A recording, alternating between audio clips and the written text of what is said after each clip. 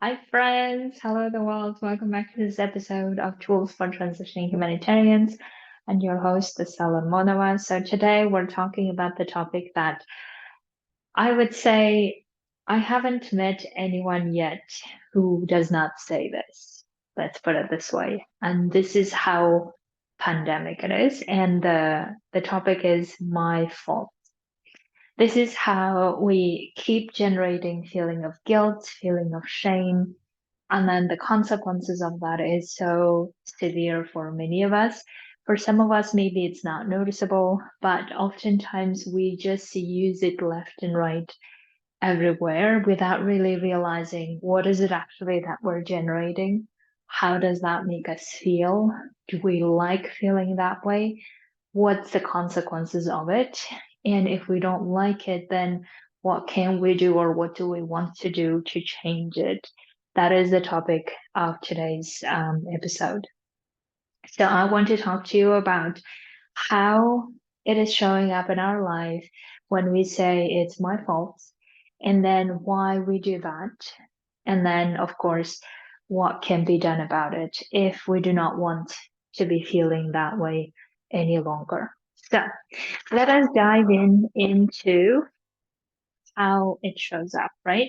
And I apologize for my marker. I hope you can still see me. And if you do not, don't worry, I will be reading it out loud anyway. So you will get all the information that you need to start applying today to change this. And of course, come coach with me so that I can help you change and transition to the place where it no longer is an issue. So the way that we usually interact with this it's my fault sentence, it's my fault belief that keeps creating guilt and shame is usually when it comes to criticizing ourselves, right? So we criticize ourselves for not having achieved certain things or not having done certain things in a certain way. And therefore, we feel guilty for having achieved it. Or it may be also other people's criticism that we internalize, right? So we say, oh, someone criticized me, that must mean that it's my fault that things didn't go, the project didn't go, or the aid wasn't delivered on time, or the vendor wasn't registered on time, whatever the humanitarians daily struggle. Think about it. How often do you actually tell this to yourself? Or if you don't tell it, maybe you make someone else fault as well, which is another different form, which we can talk in another episode. But I really want you to focus on how often this phrase of it's my fault comes up. So oftentimes it's in the context of criticism at work or in personal relationships, or it can be something that we expected to work and it didn't work, excuse me, and therefore we just make it mean that it's my fault because of me, things didn't work, right? And the other one is very often is if we experience disappointing experiences or we are disappointed with ourselves or we are frustrated with ourselves or with someone else, and then we are believing that the reason why this disappointment frustration occurred is because it's my fault. And then we create the feeling of guilt, usually. And then once we create the feeling of guilt, then we start indulging in those negative emotions. Oftentimes, the guilt starts generating many other emotions, like if it wasn't for this, then I wouldn't be doing this, or if it wasn't for that, whatever it is, right? So we just continue indulging in that negative self-talk or negative emotions of any source, or we jumble all of them together. We feel basically bad.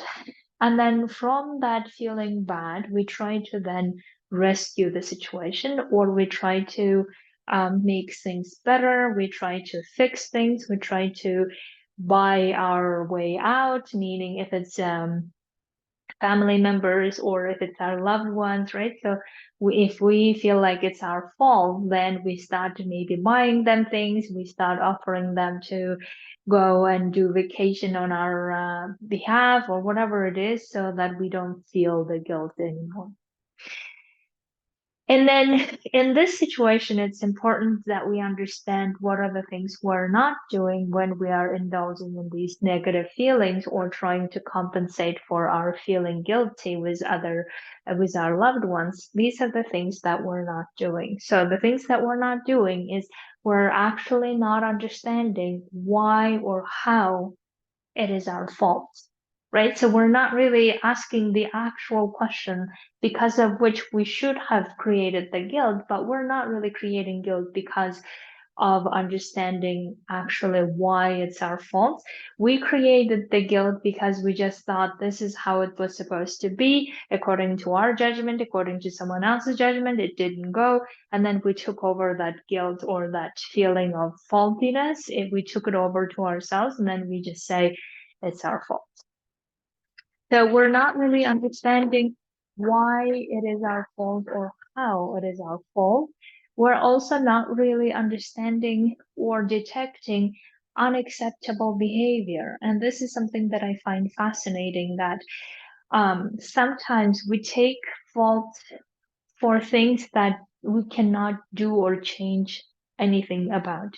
So I have an example of a client who feels like she is at fault for not being able to say the things the way that people who have no speech impairment can, because she has a speech impairment and therefore it makes for her difficult to speak or say out certain words, certain letters, and therefore she feels like it's her fault that she hasn't done enough exercise or she hasn't done enough preparation work, even though she works and prepares so much.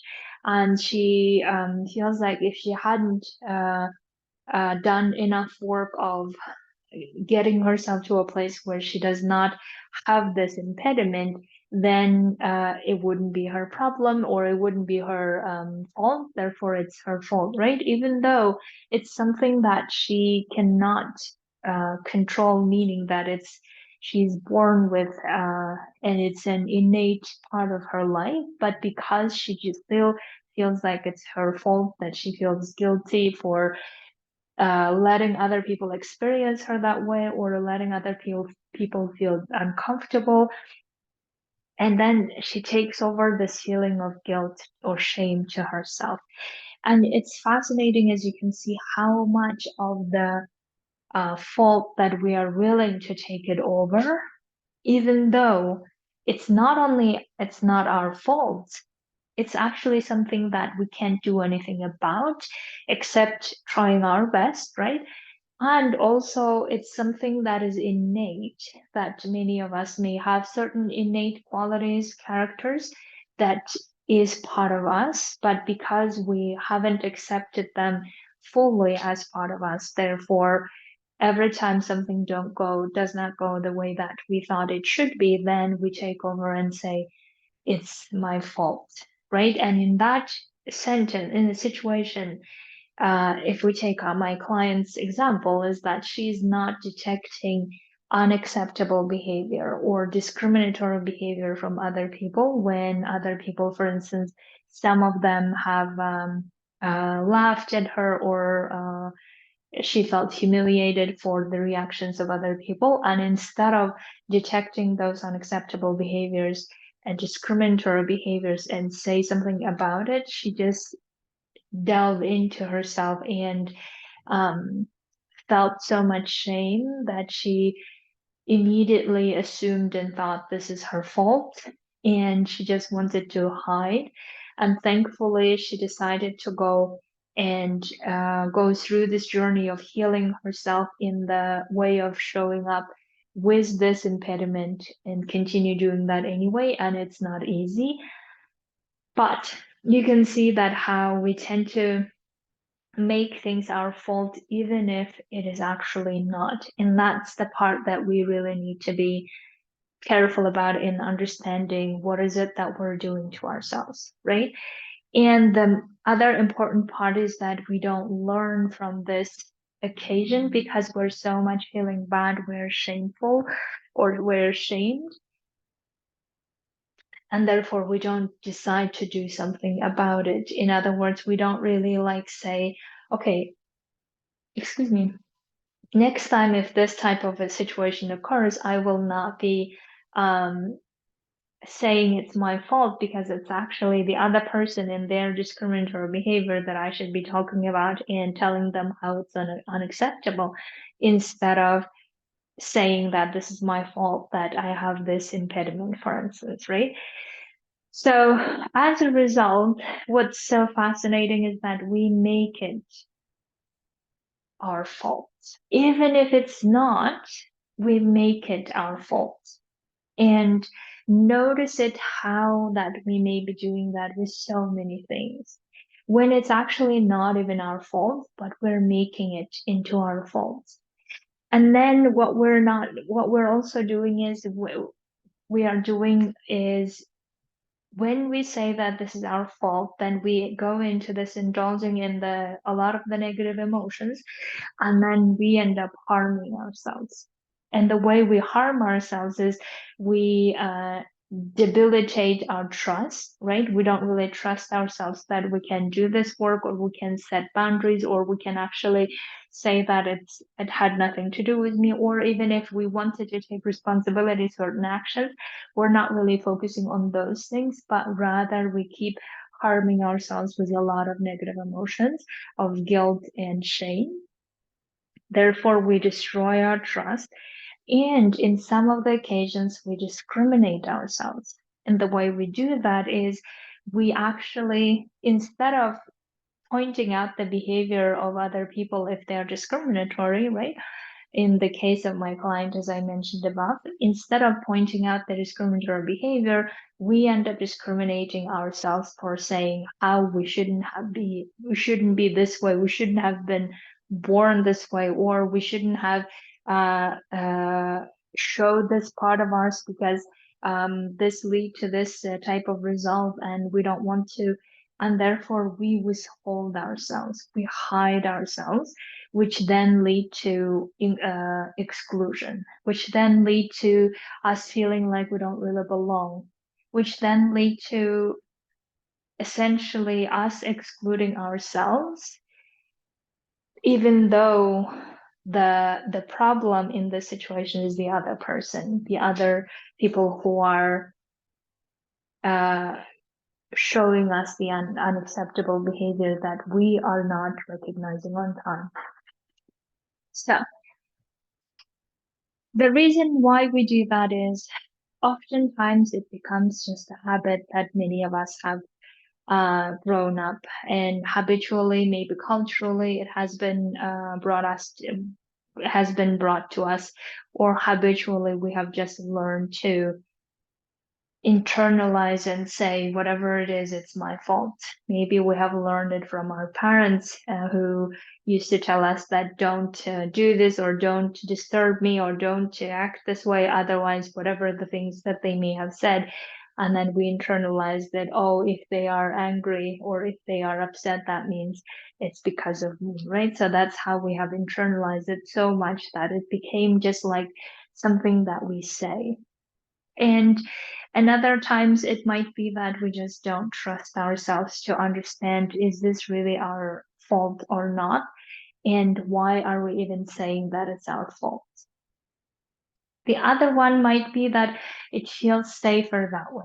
Because if we say it's our fault, then somehow we don't really open up the worms of discussion or Pandora box. Maybe we feel things will not deteriorate. Maybe we feel so it just feels like safer to say it's our fault and then take the blame for it. Or maybe we do that with ourselves as well a lot of the times, right?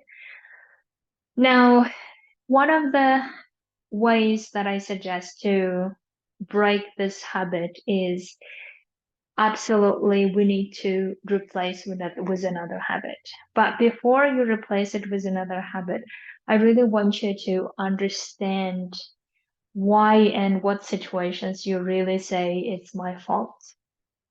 So when you say it's my fault, what do you really mean? What is it exactly your fault and why it is the case? Right? I really want you to think about like what are the occasions where it actually was your fault? And what is it that when you say it's my fault, how do you know that it's your fault? The other one is, what's the purpose of feeling guilty? And excuse me, this one is actually a very useful question that you can ask, because I have asked this question many times with my clients, and they always seem to have this feeling of, I don't really know. I have always learned to say this, right? Or this is how I have always learned to show up, or take the responsibility, even though I don't really know what is it exactly that I'm taking responsibility for. So that's why, get curious as to what your brain believes the purpose of guilt is. Maybe your brain has an answer to that question. Then you can also get curious as to, what would your life be if you weren't busy with "it's my fault" sentence. Imagine if you didn't say that any longer. And the only time you said it, and this would be my suggestion, the only time you said it is if you actually committed a misconduct. And when I say misconduct, I think I have explained in other episodes as well what that means is basically when we manipulate, abuse other people, verbally abuse, basically do things that are unacceptable behaviors in the society usually. That is, if we committed them, if we committed that misconduct, then let's say it's our fault. But I think oftentimes, or usually, we don't go around committing those things. We don't go around and say, okay, who am I going to verbally abuse today, right? We don't really do that most of the time. So therefore, if that is not the case, then why are you taking this as "it's my fault"? What are you trying to achieve, right? But if, let's imagine that your life did not involve "my fault" scenario, instead, you replaced it with, I decide what to do with every criticism, every input, every mistake that I made, or everything that whether it went well or not, I decide how to then react to it. And then when you take that power and then say, I am the one who decides whether this is something that I did that would qualify being my fault or not, I decide. And then you allow yourself to look at every criticism, whether it's yours or someone else's, and decide what to do with it. Not take it as, this is my fault and I'm feeling bad, and then just going that road, which does not lead anywhere. Instead, okay, this is the situation that I have created. My responsibility is now to decide what to do next. I'm not shying away from the responsibility if it's for my actions, for how I behave, for what I did, how I interacted with someone else, right? But also, if other people are behaving in the way that's not acceptable, I'm going to say that to them, right? I'm going to decide that this is not acceptable based on how I see this situation, and therefore I'm going to say that to the other person as well. So that's why when I really want, like, when we really have this ownership of deciding, these are the situations that I take responsibility for how I have created it, and I don't need to make it my fault, but instead solve for it, learn from it, and then next time I will be better. Because otherwise, if we just keep in the "my fault" situation without really understanding why are we taking the blame for, what is the purpose of the blame, then we really understand in the end that there is no really outcome that is good from that blame, whether we're blaming ourselves or blaming others, unless, of course, we are doing it officially in accusatory form in the court or in formal complete proceedings, right? I'm not talking about those situations, but in our daily lives, blaming ourselves and keep saying that it's my fault, or keep being in the shame or in the guilt without really understanding why or what's the consequences of it, is just harming us, debilitating or destroying our trust. That is not useful. So that's why imagine your life, how you would feel if you didn't have it's my fault situation. And you are very clear as to when it is your fault, like define what that is. For me, it's my fault if I have committed a misconduct. Then it's my fault. And I apologize, I take full ownership for it. If it's not the case, then whatever the other outcomes that are coming out of my interactions with other people or my own interaction of pursuing goals, I will not label it as my fault. I will take responsibility for my actions, for whatever I said, however, the way I acted. And then I decide how to improve it, make it different, work on it to make a different outcome, whatever it is. That's how I want to function. So if you would like to do the same, then absolutely come coach with me. I would like to coach you to get to this feeling of it's my fault will no longer be an issue. Instead, you will always know what it is that other people are blaming you for, or you are blaming yourself for. And you even get yourself to the place where blame is not going to be an issue because you exactly know what's the outcome of it and how or why you will not be wanting to use that anymore. So, have a beautiful week, everyone, and I will speak to you very soon. Thank you so much.